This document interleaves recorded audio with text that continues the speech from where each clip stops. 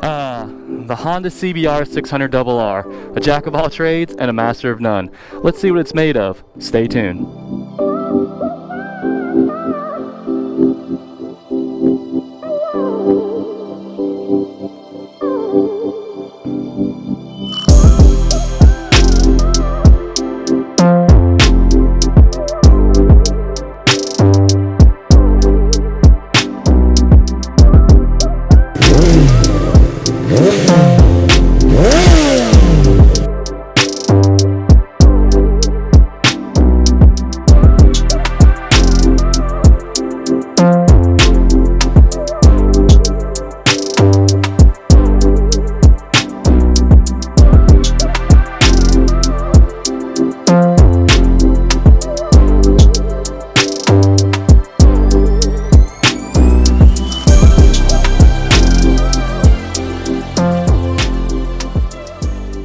Okay, where are my CBR600RR owners at? So leave me a comment down in the comment section below if you own this bike and what you think about it. And how does it compare to the other bikes in the big four?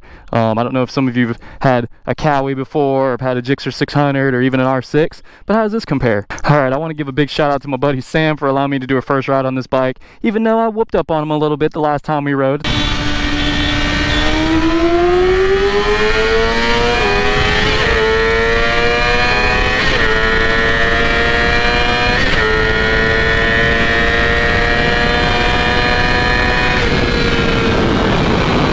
In the famous words of 650 Eve, got him. It's all good, but he's got some work done to it now, so we're gonna get him back out on the road again in another video and see how they fare against each other. All right, so right off the bat, we got some stuff done cosmetically to the bike, as you guys can see. You know, ASV levers, domino grips. We got a Puge mirrors and windscreen. These fairings aren't OEM, I believe. I think these are aftermarket, and they look really good. Let's see what else we got. We got frame sliders and some carbon bits and pieces here and there. I do like those daytime running lights in there. They look pretty mean. All right, so from a performance aspect, this thing has a few things done to it as well. So we got a DynoJet quick shifter. We have a Power Commander 5, Works exhaust, K&N air filter. We do have a Vortex chain and sprocket with one tooth down in the front. And what else am I missing? ECU flash and dyno tune. So I will say this thing is peppy. On my way over here, you know, when I was coming to get photos and everything, she gets up and moves. All right, so enough jibber jabber. Let's get this thing out on the road and see how she rides. Alrighty, let's hear this start up. Exhaust sounds really good.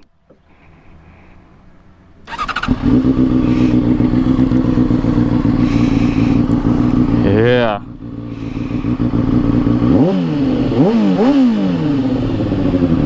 All right, baby, let's go.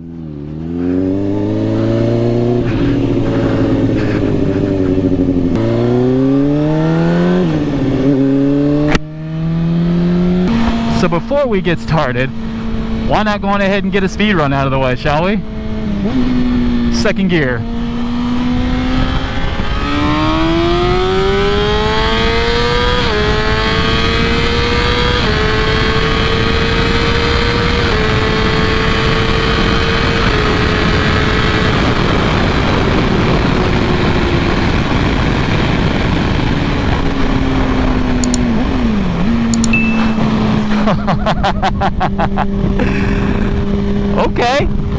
Okay. Not too shabby. Man, this thing gets up and moves. Second gear pulls pretty good. Now, I just got my R6 flashed and got the cat deleted and everything else on there with the Sprint air filter, and it pulls pretty hard in second gear too. So I am really curious to see how this bike does against my bike. That was nice, really smooth and linear through the power band too. So now that we got that out of the way, the CBR600RR. All right, so this bike was introduced in 2003, if you guys weren't tracking, and its predecessor was the CBR600F4i, and that was a pretty nice bike. I don't know if anyone, you know, has had that bike in the past. I have never really done much with Hondas or anything like that, but it's a good bike, man. It's a good brand. I think if I were to get a Honda, it would definitely be its bigger brother, the CBR1000RR, and even the Triple R that came out. That thing is sick. Haven't been on one yet, but I would love to try to get my hands on one if I could. All right, also with that being said, with this bike being introduced in 2003, it was also deemed best sport bike by Motorcyclist magazine. So this is a popular bike, and I think most of the bikes in the big four are pretty popular. I don't think there's one that's really more popular than the other one, because everybody has them. You know, the Cowies, the CBRs, the Gixxers, the R6s, they're all really great bikes. But knowing that this is a Honda, you know it's got a reliability back behind it. I've never been on a stock CBR600RR, and this one does have some work done to it, but man, it feels freaking good. All right, since we're already on the topic of power and out here getting it in, on paper this thing has 100 horsepower and 44 pound-feet of torque. Yes, it's down on power compared to some of the other 600s out there, but don't let that fool you, because this thing will still get down and scoot.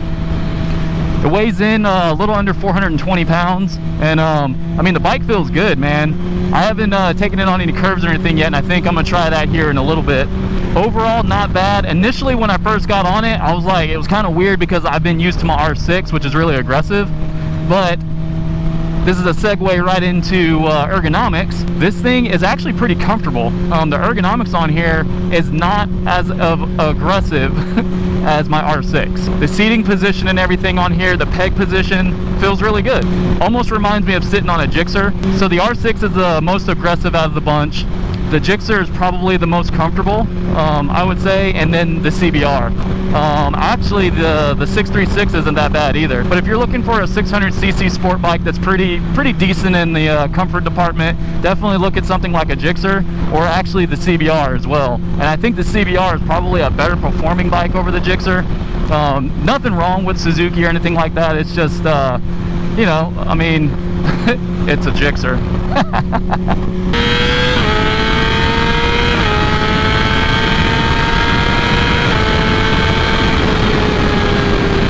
Man, this thing sounds so good when it's screaming up top. Not bad, man, not bad. All right, so the quick shifter on here is pretty nice too. So my quick shifter on my bike is an OEM Yamaha quick shifter. It feels really smooth when it engages. This one's a little notchy, but it's still smooth at the same time. It's kind of hard to explain, but overall not bad. It's a good quick shifter. All right, so some of the punch that I feel down low and everything could also be because he does have one tooth down in the front, so give the bike a little bit more punch down low. And I did that upgrade on my Gixxer 600 when I had it, and it was nice. All right, so I'm still trying to get used to the gears and everything because this doesn't have a gear indicator, so I always forget what gear I'm in. Trying to keep track in my head. Ew, gross. I got bug juice on me. I guess I'll take a bug over a bird slamming into me. Oh!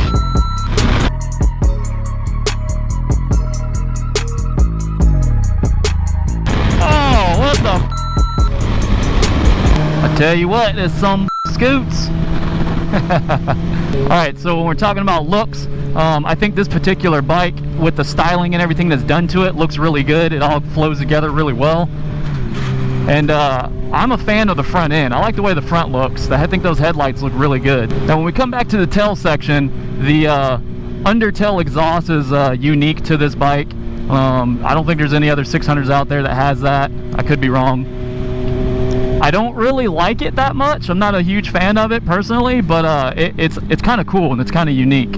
I can see the reason behind it, and I think it's more engineering and stuff like that to kind of keep the weight all centered in the middle, if I'm not mistaken. But then I also hear things about you know, having heat issues and stuff under the seat and things like that. I don't know if the 600's that much of a problem, but things like Ducatis and stuff like that, I think have that issue.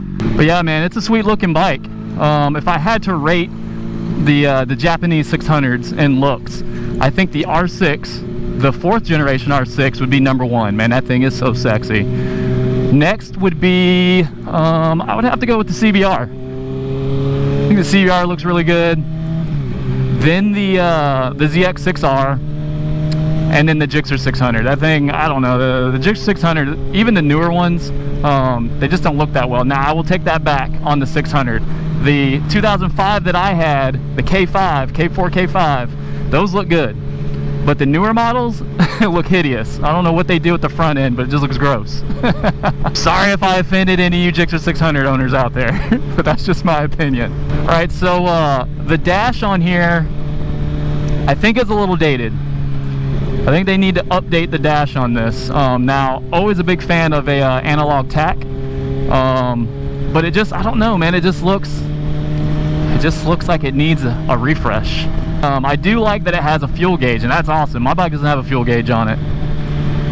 I just don't understand why all these manufacturers just don't put a fuel gauge on there. It's too easy. Now, I know it's not hard to just, once you've gotten used to your bike, you can just figure out, you know, whenever you hit a certain mileage, oh, boom, time to get gas, or the gas light comes on. But I don't know. It's just the little things here and there. All right, earlier I said that this bike was the jack of all trades and the master of none. So what I mean by that, you got bikes on opposite ends of the spectrum. So you got the Yamaha R6, which is a screamer up top. You know, it has a lot of top end, doesn't have a lot of bottom end or anything like that. And it has razor sharp handling. Then somewhere in the middle, I think you have like the Gixxer 600. It has good low to mid end torque and power, but it's not quite there when it comes to handling and stuff like that on the track. Then you got something like the Cowie 636. It's a good all-arounder, I think. It's got good bottom end torque and power just because it has that 36 extra cc's because it's a 636. So good on the street and everything, but can still be a weapon on the track. And it's got some good top end as well. And then there's this bike. So, I mean, it does everything kind of okay, and that's kind of what you want, especially if you're riding this thing, you know, on the street daily and stuff like that. You want something that can kind of do everything pretty good, not just one thing really well, which I say that, and I have an R6, and it's just, you know, a top end monster. It's good for the track, but yet I still ride it around on the street. It's just personal preference, man, you know what I'm saying? So now the power is here. Like, as long as you get this thing done up the way that you want it, you get it flashed and, you know, do the exhaust and stuff like that, this thing can be a little beast. Honda is no slouch when it comes to racing and stuff like that on the track.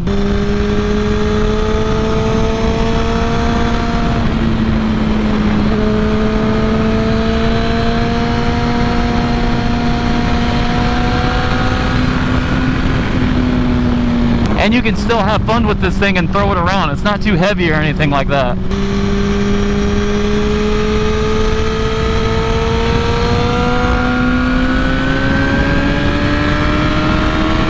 Yeah, the bike definitely handles pretty nicely. Obviously, I'm not out here, you know, doing any kind of knee dragging or Rossi action or anything like that. Oh, excuse me, I'm on a Honda Marquez. Let me get that right.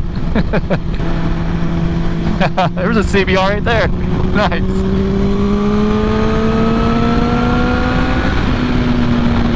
If there was a question that came up and, you know, it was like, hey, out of all the 600s that you've been on, what's your favorite one?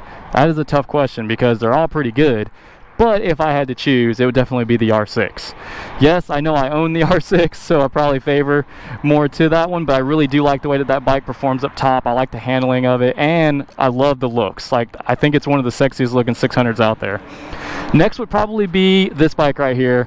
It does look good. Now that it's kind of grown on me, now that I've actually been on it, taking it out for a ride and everything, I'll probably choose this one next. And I do like the front end. I love those headlights. It looks good. All right, so I forgot to mention that all the controls and everything on here are pretty straightforward, man. Everything is pretty simple, and there's no electronics. So there's no ABS, there's no, you know, traction control or power modes or anything like that. So this is a rider's bike, which I like. I think that's kind of cool because it gives you the ability to control and ride the bike instead of having all these rider aids and everything. All right, guys, and then there's the brakes on here.